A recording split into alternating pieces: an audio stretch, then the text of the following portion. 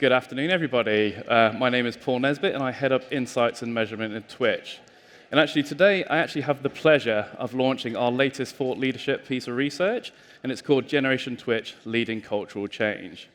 And actually, what I hope by the end of today's presentation is that you're going to get to know Generation Twitch a little bit better, understand how they're influencing culture and how they're influencing media consumption, and also learn a little bit more about how to reach them. So to start off with, taking a little bit of a look through history. What we've seen throughout history is the youngest generation with purchasing power are the ones which tend to influence the emerging trends and behaviors. We've seen this with the baby boomers and their adoption of rock and roll. We've seen this with the millennials and their adoption of social media. And we're seeing this more and more with Gen Z and how they're driving climate change and driving real kind of purposeful action. But also, they're driving the latest trends we see in fashion as well. We see that Gen Z have said goodbye to side partings in skinny jeans, and they're bringing back center partings in baggy jeans, which is excellent news for us Gen Xers, because all the things we used to love in the 90s are coming back into fashion. And I think the thing you need to learn and understand about Gen Z is actually they're a really big and valuable audience right now. There are around 2.5 billion of them in the world. They're aged between 10 and 25 years of age, but don't let the age demographic or the youth of that put you off from them. They currently earn in income, the older ones obviously, around 7 trillion in income. They will represent 27% of the world's income soon, and that number will extend to 33 trillion by 2030. So it's really, really, really important for brands to start connecting with these audiences now so you can build that lifetime value. And that brings us to Generation Twitch. We're kind of at this turning point now where there's this big change in the way people are consuming media. And we're seeing that a lot of the behaviors which existed before in gaming culture, whether that's kind of a community and collaboration, are moving their way into media and how people actually want to consume media. And we don't just see this in Gen Z, we see this in younger millennials, and we're starting to see this in Generation Alpha. So we've termed this wonderful cohort Generation Twitch. This is the audience who've grown up with technology, they've grown up connected, and they have this different expectation around advertising and content. They want it to be a lot more dynamic. But I probably hear some of you saying, great, how do we reach Generation Twitch? Not quite as easy as some might find. The first thing you've got to understand is the language which generations use. Here's a fantastic example you probably see on the screen. I'm going to move over here so you can actually see it. So here's a fantastic example you'll see on the screen of text speak, which was used by Gen Xers, millennials, emojis, the smiling emoji being an incredibly popular emoji for them, and then Gen Z, the skull emoji. What's really interesting here is the skull emoji is conveying the same emotion as above. I'm dying with laughter. So really, to reach out to these audiences or Generation Twitch, you've got to understand the language. But it's not just the language. Oh, here's this builds. There you go. I'll move over here so you can see this one. So it's not just the language. It's about putting the language within the right context as well. And here's a fabulous example of using the skull emoji completely the wrong context, and it wouldn't work for a Generation Twitch. So to understand how brands can reach these audiences and build meaningful communication amongst these audiences, we conducted some research recently. Let's just make sure this is moving. Sorry. There we go. There you go. So we conducted some semiotics research, and we did the semiotics research really to understand what was happening in culture, but also the signs and symbols which are most relevant for Gen Z, or Generation Twitch, as I should call them. We did some online focus groups, and really this was to dive into the needs and behaviors of this particular audience. We did creative focus groups. We took lots of Twitch creative and dissected it to understand what was resonating and what was not working amongst this audience. And we did a huge global survey, and I'm going to move over here now so you can see that better. And we did a huge global survey which had 6,000 respondents in it, and we had representation across the Americas, EMEA, and APAC. So it's a truly global study. And what we did within the semiotics research, we really wanted to dive into the key communication channels of Generation Twitch. And these tend to be live experiences, shared experiences, live streaming, and gaming. And what we are trying to do here is, first of all, understand what's happening within the culture, but also, most importantly, build a cultural framework which brands and advertisers can use to build meaningful engagement with Generation Twitch. And through the semiotics research, we uncovered these 5 behaviors at the top there in black, and these are the ones which are kind of the dominant codes at the moment. These are the mainstream codes, but they mainly exist within millennials and Gen X's. As we dove into kind of Generation Twitch and looked more at Generation Z and Generation Alpha, we started to see these 5 emergent codes down the bottom here. And these are the behaviors which are most kind of prominent amongst these audiences. But as far as brands are concerned, you can see that actually the behaviors which are associated with Generation Twitch are very different to the behaviors which are associated with their predecessors, the Millennials, and obviously Generation X's. So, what does it mean for brands? There are new rules to the game. You need to understand these audiences and these behaviors to build meaningful connections with them. And we use this data, as I said, to build a cultural framework so that brands can understand how to reach them. And I'm going to take you through some of the best practices which we came up with now. Perfect. So this is the first theme. It's this move from curated to authentic. But what does this mean in the real world? Generation Twitch are starting to question what authenticity is online. They see influencers out there using technology to put at this version of their lives which is unattainable, unreal, it's kind of highly polished. And Generation Twitch are actually moving away from this. They want to move back to something which is a little bit more human, something which they consider kind of real and authentic. In fact, their version of happiness for Generation Twitch is just being yourself, whoever you are, and making sure you show up in that way, whether it's online or offline. So what does this mean for brands? We actually saw in our survey that 75% of the Twitch viewers agree that what's happening on Twitch is authentic and it has moments of real emotion or drama. And this is because of the live nature of Twitch. It's real, it's human, it's unpolished. But what brands really need to remember is, if Generation Twitch are coming online and they're bringing them real sales, then brands need to think about how they do that as well. So our best practice guideline here is very much show your human side, welcome spontaneity, and embrace the candor of live streaming, because within that environment, you're going to feel more authentic. Okay, our next code is around fix to fluid. So what does this mean? Narratives and media and content in the past has been very, very fixed. It's had a beginning, and a middle, and an end. But what's happening in the digital world is, first of all, we're seeing a lot more fluid movement between online and offline experiences. And when people are moving into these digital worlds, the worlds are big, you can explore them, they're a lot more fluid. And this is actually driving people's expectations about how they want to receive content.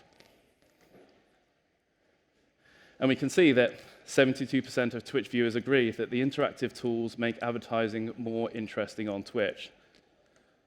So what does this mean for brands as a best practice? Well, it's about integrating your brand in a way that takes advantage of the creative opportunities that are available for the digital experience. Brands which really lean into the technology and build their creativity around what the technology can do are going to build these spontaneous and these fluid executions, which are really going to resonate quite strongly and drive engagement with Generation Twitch.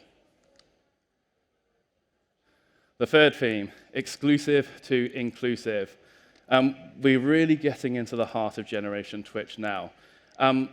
There's been a lot of hype in recent years around exclusivity and events which are only open to a few.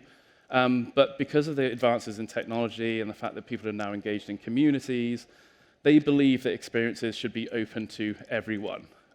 They believe that no matter who you are, where you're on the world, how much money you should have the opportunity to engage in content, learning, art, and culture. Oh, there we go.